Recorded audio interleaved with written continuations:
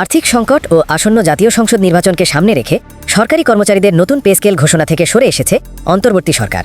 তবে এ উদ্দেশ্যে গঠিত পে কমিশনকে তাদের কার্যক্রম অব্যাহত রাখতে নির্দেশ দেওয়া হয়েছে। অন্তর্বর্তী সরকারের মেয়াদে নতুন পে স্কেল ঘোষণা না হলেও একটি কাঠামোগত ফ্রেমওয়ার্ক প্রস্তুত করে তা নির্বাচিত সরকারের কাছে হস্তান্তর করা হবে। পে কমিশনের চেয়ারম্যান জাকির আহমেদ খানের সভাপতিত্বে সর্বশেষ বৈঠকে সিদ্ধান্ত হয় কমিশন তাদের চূড়ান্ত প্রতিবেদন সরকারের কাছে জমা দেবে। সময়ের স্বল্পতার কারণে বর্তমান সরকার এটি কার্যকর করবে না। নতুন সরকার দায়িত্ব নেওয়ার পর বাস্তবায়নের সিদ্ধান্ত নেবে। এদিকে নতুন বেতন কাঠামো কার্যকর না হওয়া পর্যন্ত সরকারি কর্মকর্তা কর্মচারীরা বিদ্যমান নিয়ম অনুযায়ী মহার্ঘ ভাতা পাবেন। সূত্র জানায়, নবম পে স্কেল নির্ধারণের কাজ প্রায় শেষ পর্যায়ে রয়েছে। আগামী 21 জানুয়ারি কমিশনের চূড়ান্ত সভায় সুপারিশ চূড়ান্ত হওয়ার কথা। বেতন বৈষম্য নিরসনে 1:8, 1:10 ও 1:12 অনুপাতের প্রস্তাব আলোচনায় এলেও 1:8 অনুপাতকে প্রাথমিকভাবে চূড়ান্ত করা হয়েছে।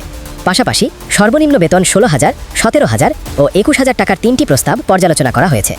বাংলাদেশ ব্যাংকের governor doctor Ahsan H Mansur জানিয়েছেন, জাতীয় নির্বাচনের আগে নতুন পে স্কেল ঘোষণার সম্ভাবনা নেই এবং অন্তর্বর্তী সরকারের পক্ষে এ বিষয়ে চূড়ান্ত সিদ্ধান্ত নেওয়াই যুক্তিযুক্ত নয়। নির্বাচনের পর দায়িত্বপ্রাপ্ত সরকার কমিশনের সুপারিশ অনুযায়ী পরবর্তী পদক্ষেপ